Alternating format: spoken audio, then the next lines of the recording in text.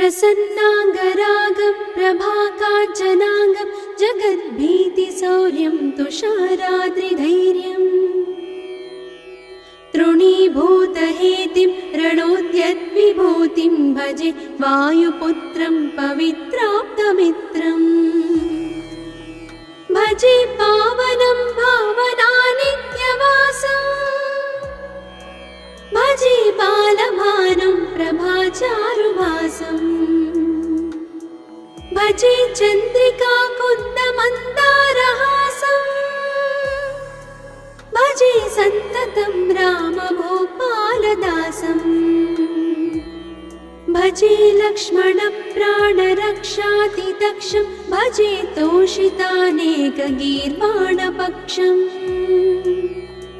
भजे घोरसङ्ग्रामसीमाहताक्षं भजे रामनामातिसम्प्राप्तरक्षम्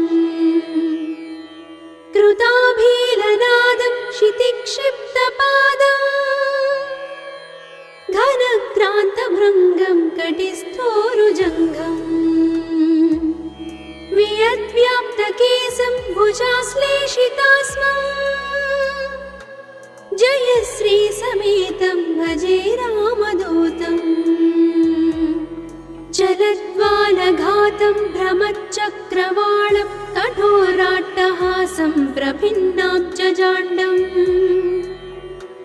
महासिंहनादाद्विशीर्णत्रिलोकं भजे आञ्जनेयं प्रभुं वज्रकायम्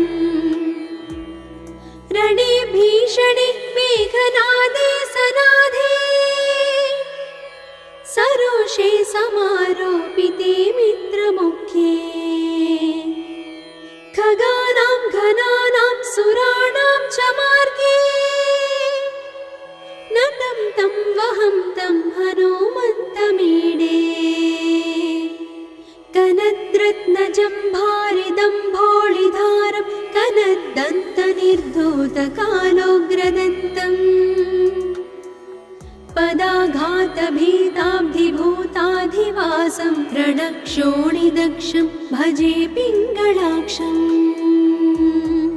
महाग्राहपीडा महोत्पातपीडा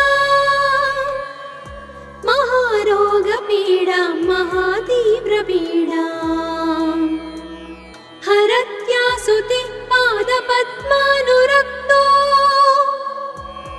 नमस्ते कपिश्रेष्ठ रामप्रियो यः सुधा सिन्धुमुल्लङ्घ्य नाथोग्रदीप्तः सुधा चौषधीस्ता प्रकुप्तप्रभावः षडद्रोणशैलस्य सारेण सेतुं विना भूस्वयं कः समर्थः कपीन्द्रः निरातङ्कमाविश्य लङ्कां विसङ्गो भवानेव सीतातिशोकापहारी समुद्रान्तरङ्गादिरौद्रं विनिद्रम् विलङ्घ्योरुजङ्घस्तुता मर्त्यसङ्घः रमानाथ रामः क्षमानाथ रामः अशोकेन शोकं विहाय प्रहर्षम् वनान्तर्घनं जीवनं दानवानं विपाट्य प्रहर्षात् हनूमान् त्वमेव जराभारतो भूरिपीडां शरीरे निराधारणारूढगाढप्रतापे भवत्पादभक्तिं भवद्भक्तिरक्तिम् कुरु श्रीहनुमत्प्रभो मे दयाळो महायोगिनो ब्रह्मरुद्रादयो वा न जानन्ति तत्त्वं निजं राघवस्य कथं ज्ञायते मातृसे नित्यमेव प्रसीद प्रभो वानरेन्द्रो नमस्ते नमस्ते महासत्त्ववाहाय तुभ्यं नमस्ते महावज्रदेहाय तुभ्यं नमस्ते परिभूतसूर्याय तुभ्यम् नित्यकार्याय तुभ्यम्